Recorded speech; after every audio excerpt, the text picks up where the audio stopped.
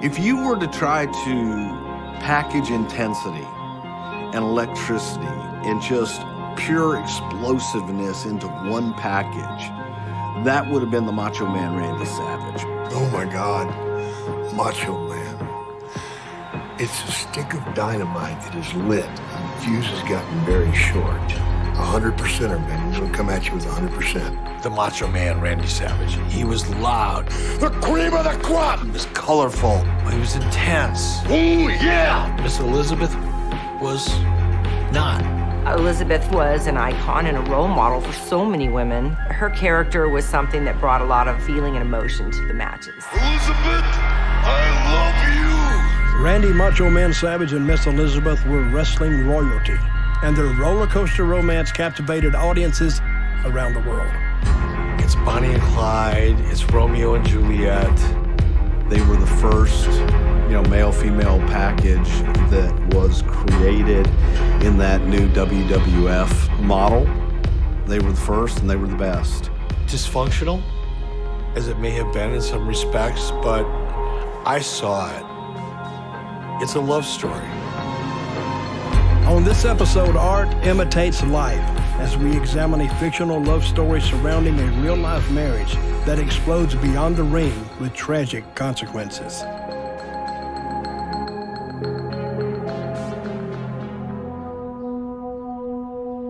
Well, first, actually, tell us who you are.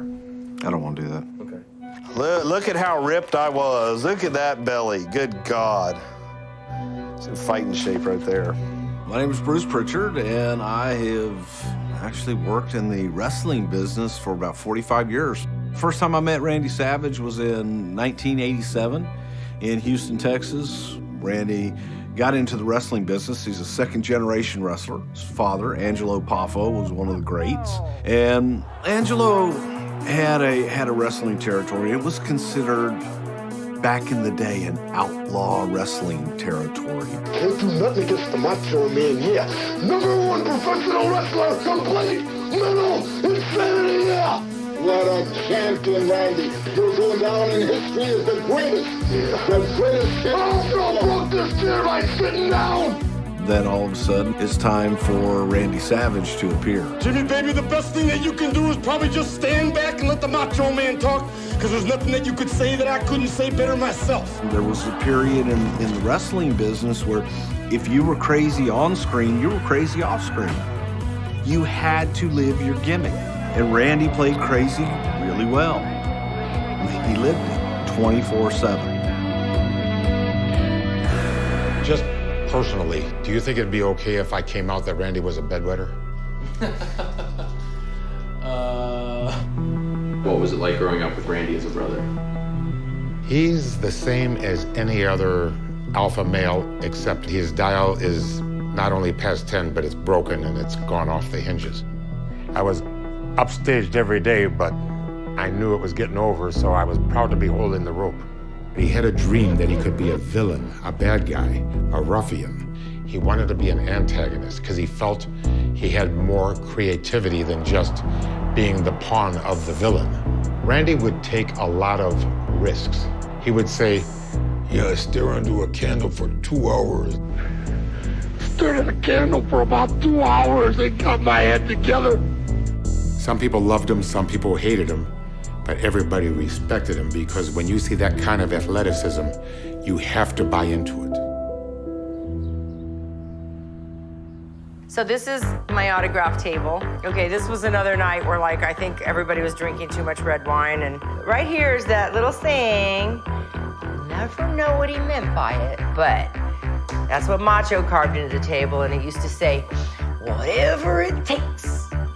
I'm Linda Bolea, married to my ex-husband, professional wrestler Hulk Hogan, for 25 years. Oh, that was back when we loved each other. In the olden days. So once I met Miss Elizabeth, we ended up being friends because I was really the only other female on the road. Elizabeth was from Frankfort, Kentucky. Good upbringing. She addressed her mom as mother, and she said, we were broke. My dad left early. It was just me and my mom and my brother, and money was always really tight. There was a gym called Sinte Sports Center, and Randy worked out there, and then one fine day, a new girl came desk, and that was Elizabeth Hewlett. And she said Randy was in the gym about 6 in the morning, and she's working the front desk. And he comes in and she goes, "Oh my, your eyes are so red." And he goes, "You should see them from this side." And I looked at Liz and said, "That did it for you? That one line, like, reeled you in?"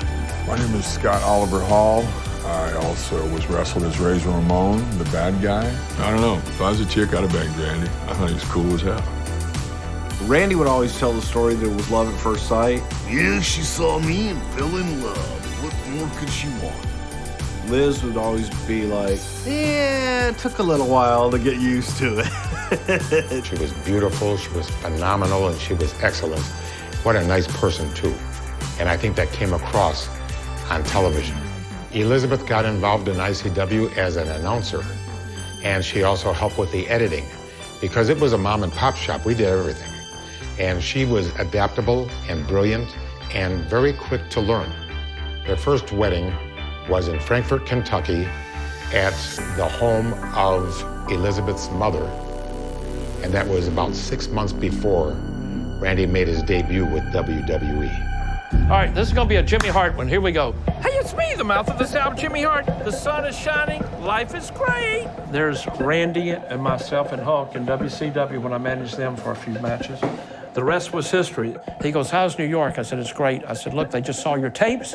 They want you in New York." The Macho Man, Randy Savage, who is quite a competitor, making his World Wrestling Federation debut. Vince and Linda McMahon had come down to Florida to get the contract signed before WrestleMania 1. Is that Vince? Oh my gosh. Whoa. When Vince took over, he went around every territory and took the very best of what was available. He made you bigger than life. Vince was taking it to a whole completely new level that none of us were ready for or even knew about or used to, and we were all in for a big, huge learning curve. You know, when Macho came on board, Vince was like, "Well, you know, we really want your character to have a valet, a woman, a manager." I think Randy probably just sat down and said, "Look, you know, I want to come up here and I think I can make you money in this territory. Can we work a spot out for Liz? Because she's going to go with me on the road. She's going to be with me." Randy, if he loves somebody, whether it was his brother or whether it was Liz or whoever, he was going to be very loyal to them. Macho madness at this peak right now. And we gotta know who the manager is gonna be. They fell in love with her as soon as she opened up the door and stepped into wrestling history. He comes.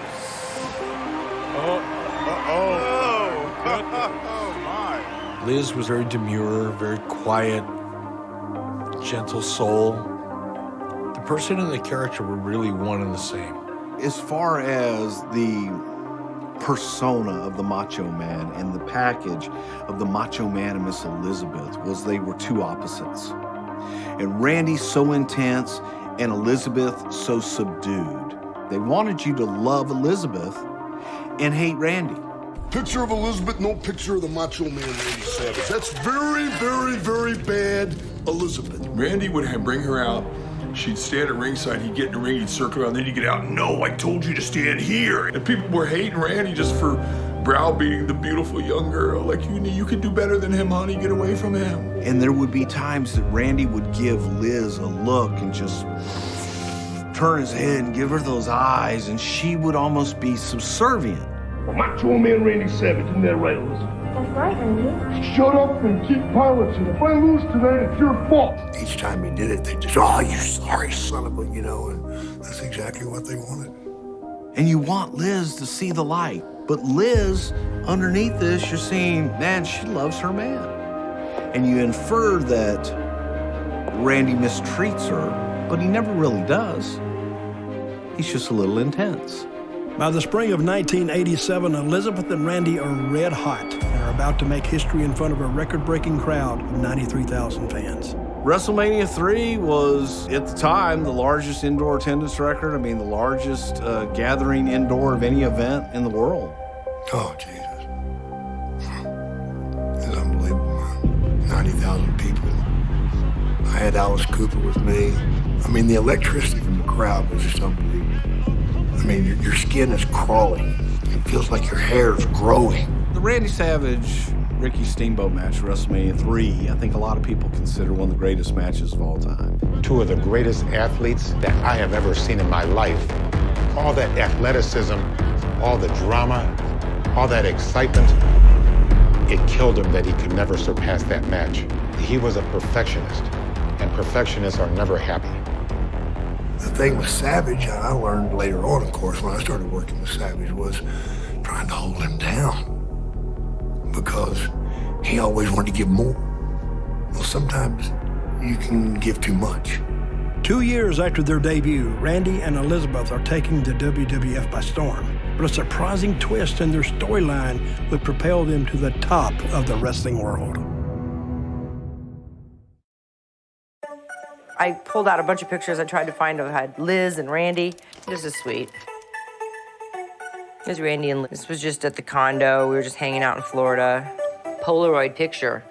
Macho. Little picture of Elizabeth, so sweet. So Macho Man, he always kept Elizabeth in the dressing room, so nobody really knew her. And then one night, Macho came into our dressing room and said, "Where's Linda?" And Liz needs some help with her hair. And she had her hair kind of like coiffed and tightly curled, and it was just sort of church girl. And I said, "Bitch, you need to just bring that stuff out, you know?" And so I started like getting her hair teased up and kind of stacked it out. She's like, "Oh yeah, I like that." Once we all realized that, hey, I live in Tampa. Oh, you live in Tampa? Yeah, I live in Clearwater. I live in Largo. We all kind of lived in this area. So we thought, hey, let's all get together, you know? It was nice because when we did get a few days off, I could call on her and she could call on me, and we could either go shopping or we could hit the beach. And it was just great because at least you had somebody to do something with. Hulk would have big parties over there, invite everybody, and Randy and Liz would go to it.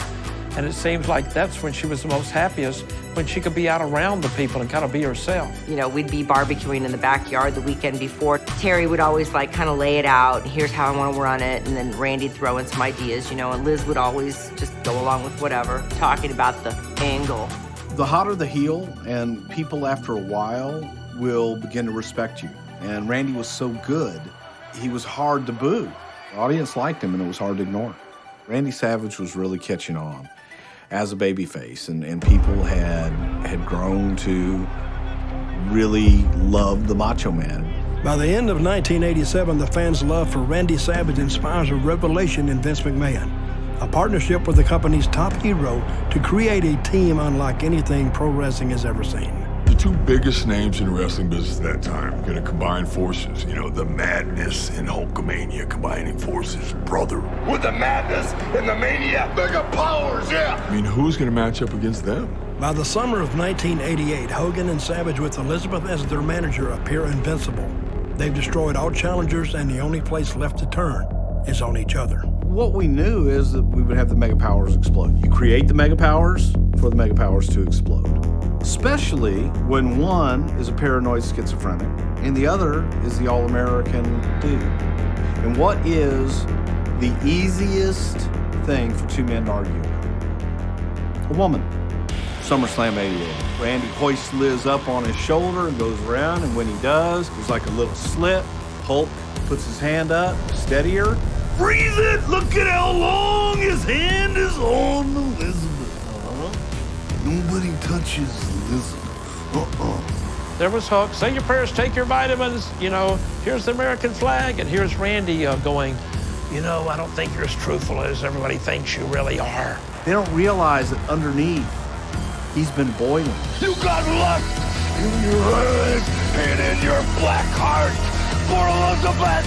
Randy is the jealous, raving lunatic, and Hulk is the best friend who's trying to screw his best friend's girl. Picked her up and put Elizabeth where she has never been before, on top of another man's shoulders. It's easy for him to blow it out of proportion because you can tell the jealousy side of it. He's blinded by love and he's blinded by rage. He's paranoid. He's got the championship. He's got the whole world on his back. So of course everybody's trying to knock him off, even his best friend. His best friend's not only trying to knock him off, he's trying to take my girl. They were really playing off of Randy's paranoia, and it was real. So that's what made it really work. The Twin Towers, Big Boss Man and Akeem against, Randy and Hulk, the mega powers. But there was a point in the match where Randy took a bump out and ended up taking Liz out. Hulk sees that she's hurt, carries her back to get her help. You're hovering over the bed. How dare you? I'm out there fighting for my life. But you're more concerned about her. It all makes sense now. When you take a look at the madness's eyes, all you're gonna see is complete and utter rage. Match made. What corner is Elizabeth gonna be in? Well, a lot of people wondered, did Randy really control her in and out of the ring? Absolutely. Randy, very protective of me. My God, you have no idea. And he would get visibly upset with anybody that tried to talk to her or carry on a conversation with her. He just did not like it. When they would be getting ready for an event, we didn't want any malfunctions with the wardrobe, so he would literally take the tape and like wrap it all around her whole body. And then the other big thing was, because she was always in a short dress, was getting into the ring and entering the ring over the rope. And was she gonna go over the second rope? Should she go under it? This was all a big, huge thing for Randy because this was his wife. He loved and respected her. And he didn't want anybody to be making fun of her. He was definitely in charge of that relationship, and she was just the tag-alongs. And I think that started to grow on her. I think that started to just unnerve her. That may have been where a lot of the issues started. In WrestleMania 5, are you going to be in the Macho Man Randy Savage's corner? When you take real-life situations and you put it in front of the camera, it's great because it's usually very relatable. However, when you take your real-life feelings and you put them on camera and you make it a part of a storyline, because they don't know you. They don't know what you guys do when the door's shut at night. They have no clue. But they know you're really married and they know what you said on TV, you sorry son of a bitch. Life imitating art, and sometimes art imitates life. And then you get really up.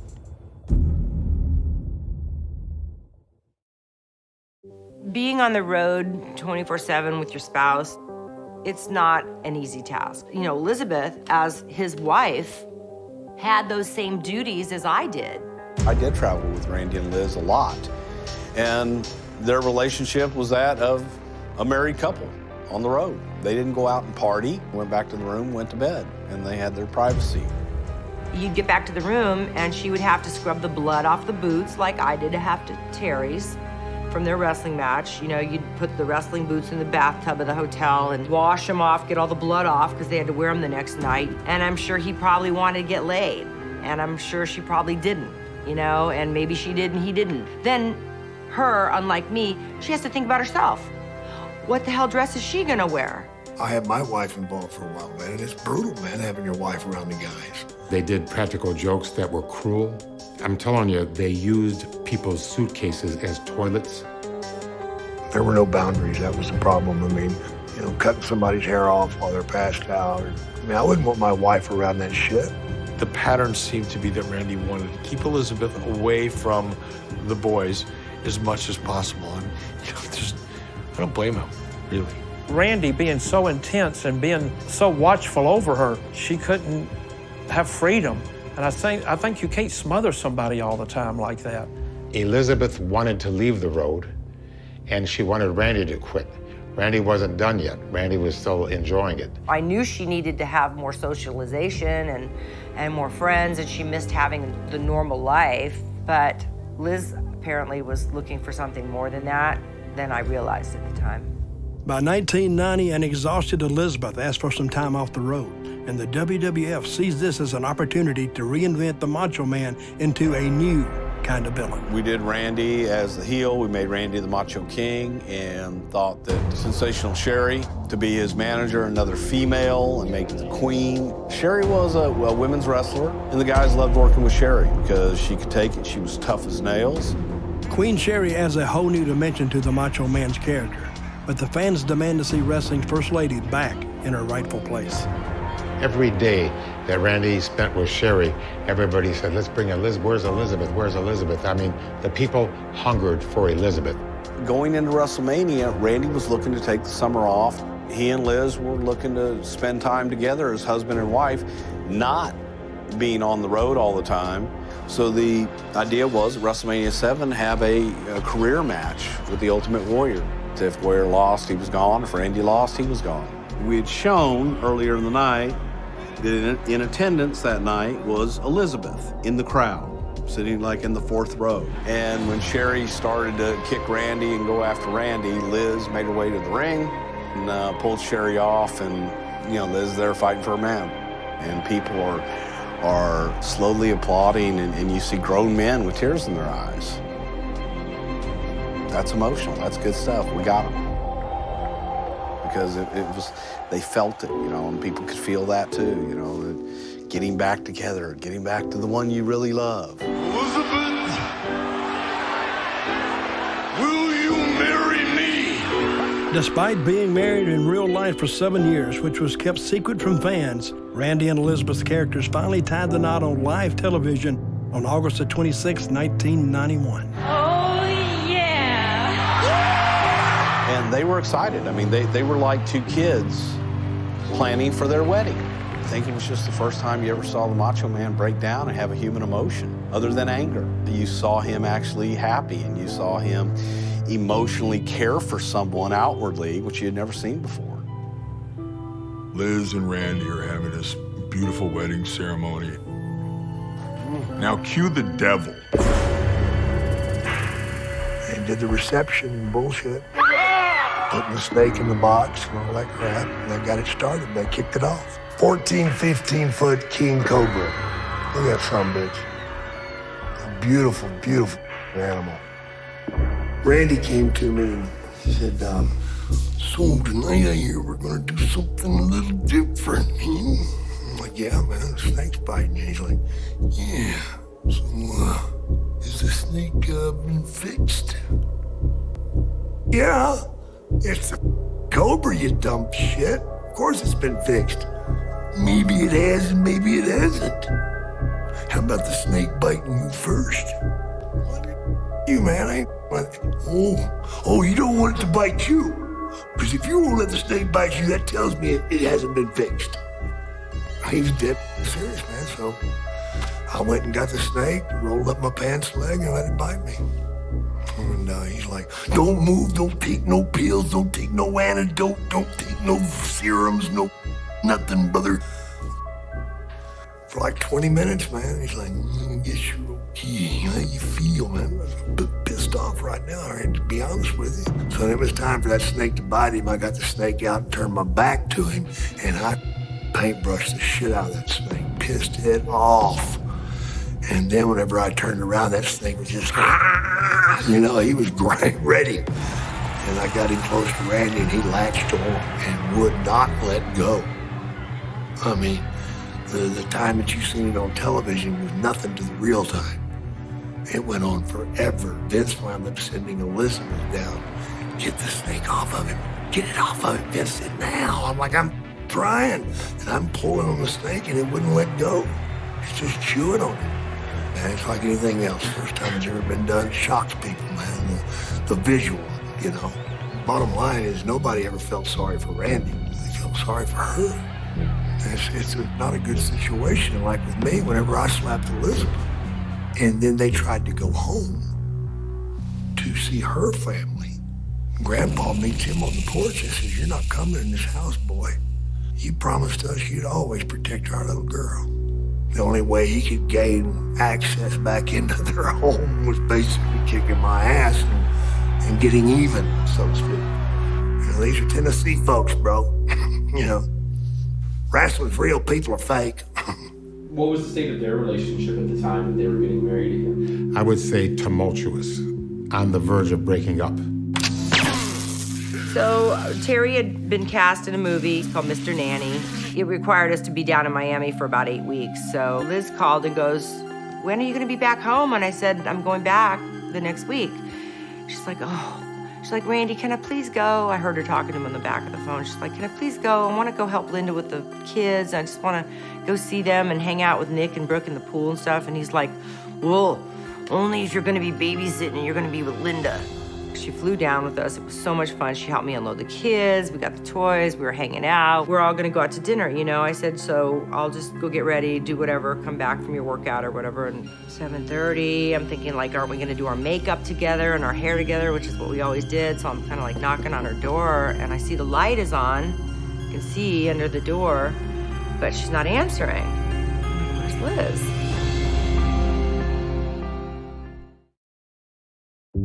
In 1992, leaving her husband Randy Savage behind, Elizabeth travels alone to Miami to stay with Hulk Hogan and his wife Linda. Terry had to film the next morning, and the whole next day goes on, and I see her at the pool. I'm like, Liz, where were you? You know, we were worried about you. And she's like, oh, well, I met this other gentleman that lives in the building, and he has an extra room here in the building, and he thought maybe I'd want to take it. The way I heard the story was that Liz wanted away from Randy. And so she contacted Hulk's wife, Linda, and went and stayed with them. Now, meanwhile, Randy is freaking out because he doesn't know where the love of his life is. Randy kept calling my room, wanting to talk to Liz. And I was like, Liz is not here. I didn't say she had her own room. I just said, she's not here. I think she's with friends or something like that. And he goes, well, where is she? I was like, she's not here, she's not here. Randy was like, I'm gonna fly down. You know, don't tell her because I don't like this. You know, she's never like missed my calls and she should be answering or she should at least be calling me back. 3 hours later, he lands, comes in blazing in the door, blazing, guns fired, looking for Liz. And I'm sitting there and he's like, where's Liz? I was like, Randy, look, I don't know. He's like, what? You know, where do you think she is? You know, who was she with last? What did you guys do? I'm gonna go find Liz, and I want you sitting here in the chair. And if you so much as leave this chair and you smarten her up and tell her that I'm here looking for her, you're gonna hear about it. I'd never seen Randy like this before in my life because I'd never even seen him argue or fight. Seriously, I really hadn't. So him and Terry went out the door and I didn't know what was going on. I just knew I wasn't leaving the chair. And I guess he found her. Terry came back to the room and said, I left them on their own. They're sorting it out. So they got in their rental car and they drove back home. And he basically told Terry in so many words or less, like, Liz is not coming back to Miami. And there's no more hanging out. Party's over. This is ridiculous. She just went too crazy, you know? I think Randy felt, you know, again, life imitating art, that Hulk was taking Liz's side. Well, that was the beginning of the end for them, but the beginning of the end for Randy and Hulk too, because Randy always thought that Hulk had something to do with it. And I've been Hulk for 39 years. Hulk had nothing to do with that. He was shooting the dadgum movie. I think that when you separate and like she's at home and he's on the road, that all of a sudden it's a newfound freedom, and that's a whole brand new life on both parts. You know, it was just a normal day. I was just home with the kids, beautiful day out, and this is probably like 5-6 weeks after we wrapped filming and we left Miami. You know, hardline phones. I'm in the kitchen, I'm giving Nick a bottle or whatever, and it's Liz. I'm like, hey, Liz, God, I miss you. How are you, you know? And it was like dead silent on the other end of the phone. I was like, Liz? She's like, Linda, I left Randy. I was listening to her, and she was like, sounded like she was at a gas station or something. I could hear cars going by on the freeway, you know? I was like, oh my God. She goes, I'm done, I left him. And I said, oh my God. I said, are you home? Can I come help you? Can I talk to you? I was like, I need to talk some sense to this girl, you know? And she wasn't home. She goes, nope, I'm halfway to Miami. I'm going back. I met some people there, and I've got a place to stay. She goes, just promise me don't tell Randy that I'm on the road. She had a convertible little red Cadillac, and I just, the mental picture in my mind was her like a country music video or something with 2 suitcases in the back and her just driving her convertible down to Miami with the wind blowing through her hair, probably feeling free and relieved. The constant submission that Randy had on her. And it wasn't that he was trying to do it out of being mean or anything. It was just his protective way, but she had just had enough of that suppression. When Randy and Liz split up, you could tell there was a change in the Macho Man. You know, he was a little drawn back. He really wasn't as intense as he was when they were together. Once she was gone, he really kind of just went silent. He lost all, he didn't really care about the business. You know, it was like The lights are on, but nobody's home. Sad, but yet there was that exterior that was, okay, I gotta move on. I think Randy was tormented. You know, I mean, he had all the money, all the stuff and all that, but he always was never, I don't know, he was always so wound up. And I'm thinking, Mach, like, you've made it, bro. Like, what's missing? Like, what's it gonna take to make you happy? One day, we were sitting in the car, waiting for Vince to come down, taking forever.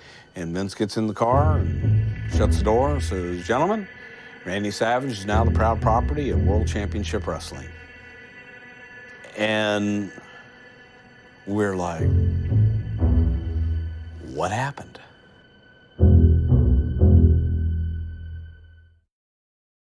WCW was owned by Ted Turner, competition to the WWF. Ted Turner had started to try and lure talent from the WWF over to WCW. Hulk Hogan was the first talent that made the big jump. The Macho Man, Randy Savage, he's interested in coming over because in WWE, Randy had been put out to pasture by Vince McMahon. Vince McMahon basically said, Randy, you're too old, your gimmick's over, your shtick is done. You're gonna be a color commentator, and that hurt Randy. I didn't want to reinvent a wheel that I believed already worked. And by the way, when Randy Savage came over,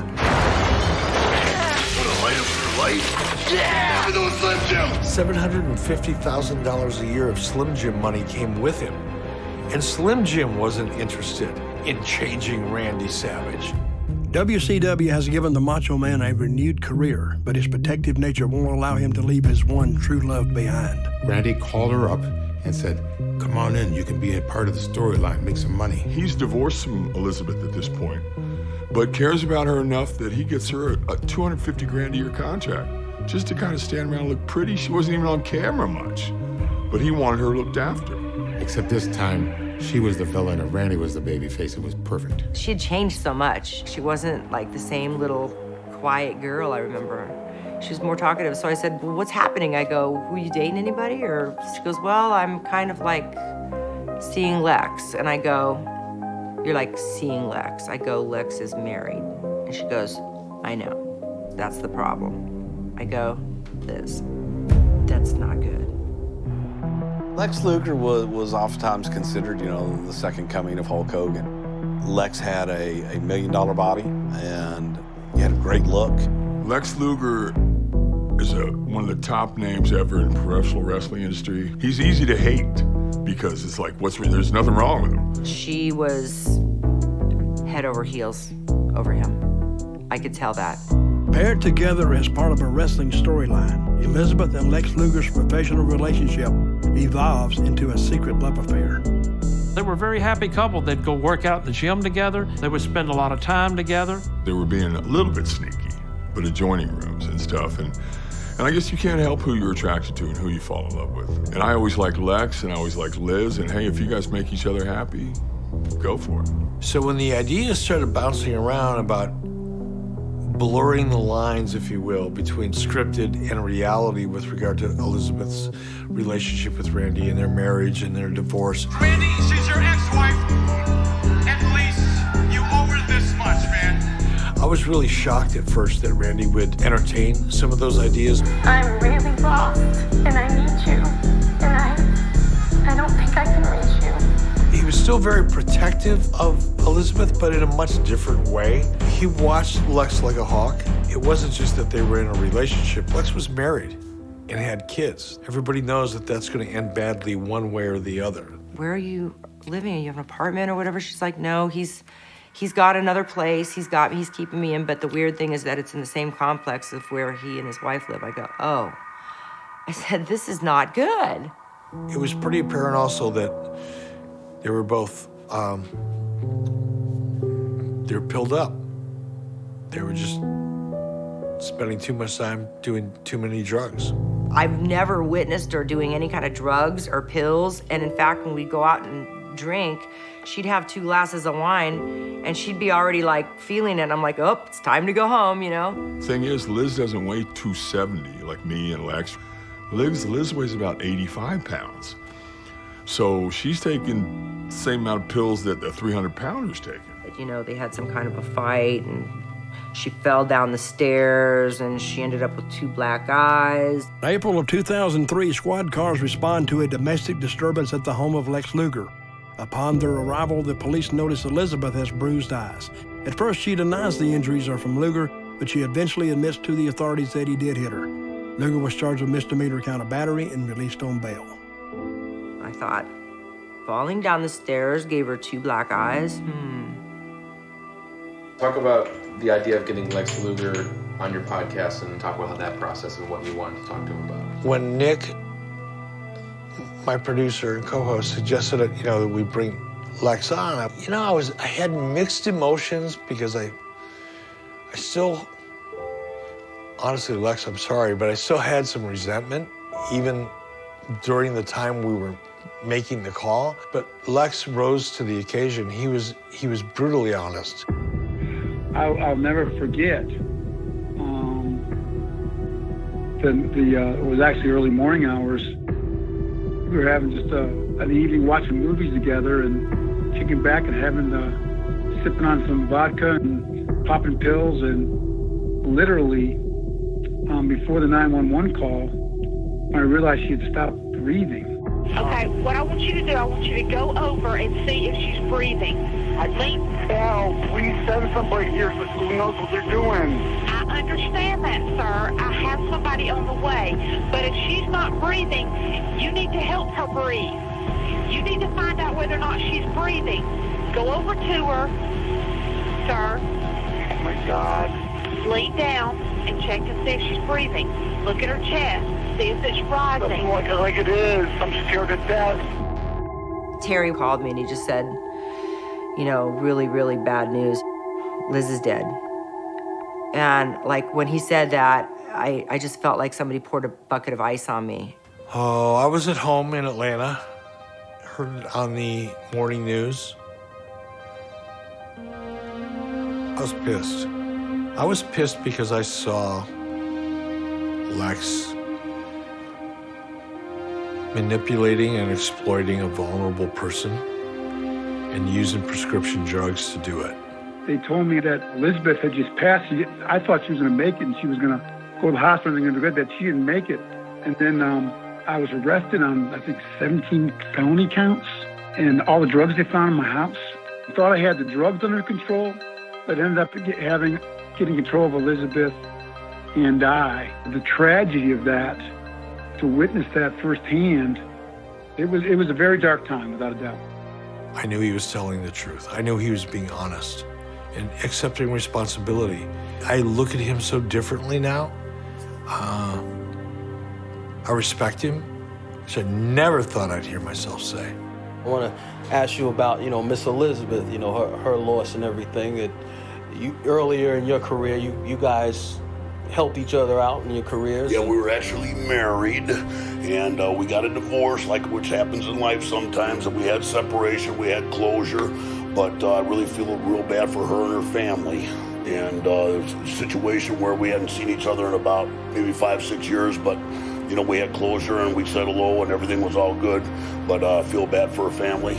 Elizabeth tragically passed away at the age of 42, but grieving fans would have no idea that this epic saga was approaching its final chapter.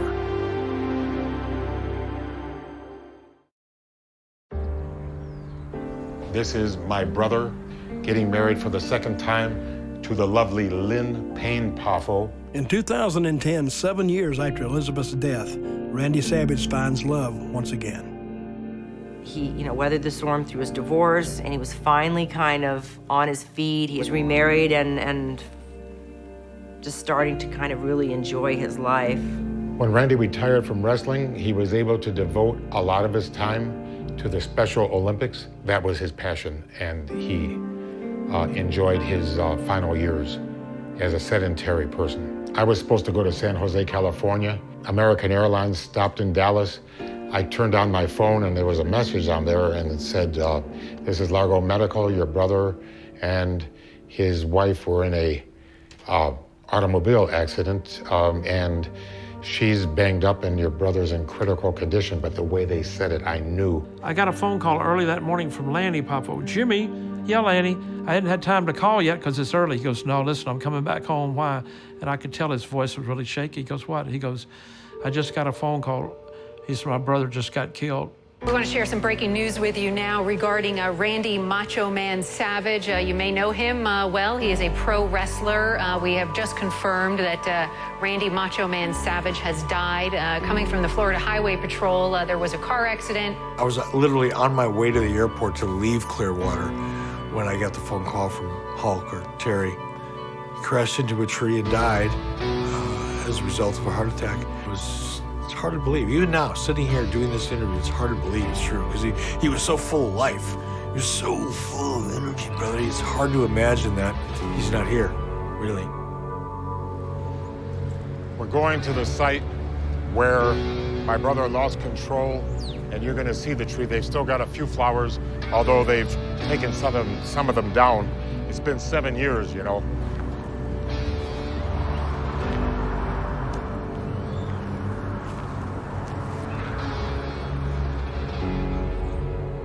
I judge people by the way, for example, Randy treated my kids. Oh, and that was it for me.